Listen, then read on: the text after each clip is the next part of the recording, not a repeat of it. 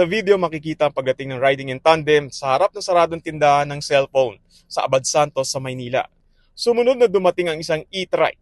Pumarada rin ito sa harap ng tindahan. Maya-maya makikitang nag-uusap na ang mga lalaki habang dahan-dahan naman binubuksan ng isa gamit ang bolt cutter ang saradong tindahan. Inangat nila ang roll-up door at muling bumalik sa kanilang pwesto para magmasid at magkwentuhan.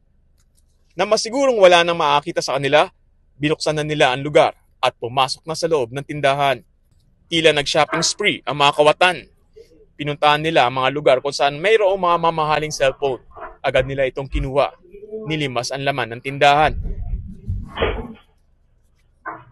Matapos ng 3 minuto, agad din silang lumabas. Pero sa pintuan, halos nahulog pa yung mga dala na ng cellphone na agad naman pinulot ng ibang mga kawatan.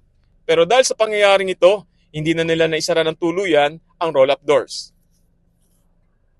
Makalipas ang kalahating oras, mapapansin ang pagdating ng mga rumorondang pulis. Sinilip nila ang salamin ng bangko na nakabukas ang roll-up door. Nang makita nilang tahimik at maayos naman, agad umalis ang dalawa sa mga pulis sakay ng kanilang motorsiklo. Pero habang paalis na ang 3 pulis, meron itong napansin. Tumigil siya sa harap ng tindahan at sinilip kung bakit nakataas ang roll-up doors ng cellphone shop. Maya-maya lumapit siya sa tindahan at sinilip ito at gumamit ng flashlight. Dito niya napagtanto na nanakawan nga ang tindahan.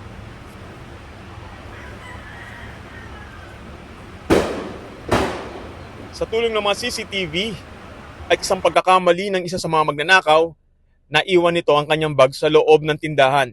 Dito na siya nakilala at pinuntahan ng mga pulis sa Parañaque kung saan siya naaresto at nakuha sa kanya ang 5 cellphone.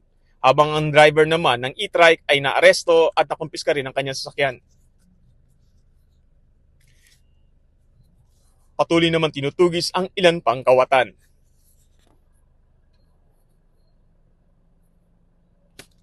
Sa investigasyon ng Manila Police District, nalaman nila na halos 300 piraso ng cellphone ang nanakaw, na halos aabot naman sa halagang 5 milyong piso. Tumanggi naman ang may-ari ng tindahan na magbigay ng pahayag dahil sa takot na rin sa kanilang kaligtasan. Sa ngayon, patuloy ang pagtugis sa mga sospek.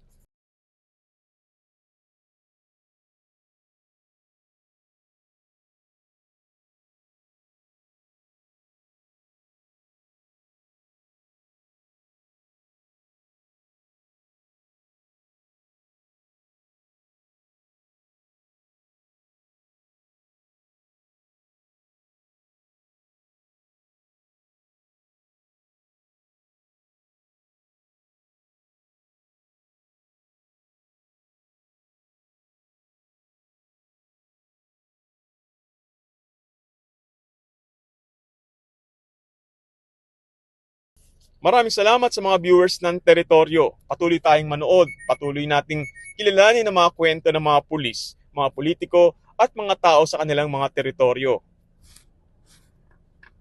Sa mga viewers at followers, maraming salamat po at tuloy-tuloy pa rin po tayo at sana po ay wag po kayong bibitaw. Salamat po at sa susunod na episode uli ng Teritoryo.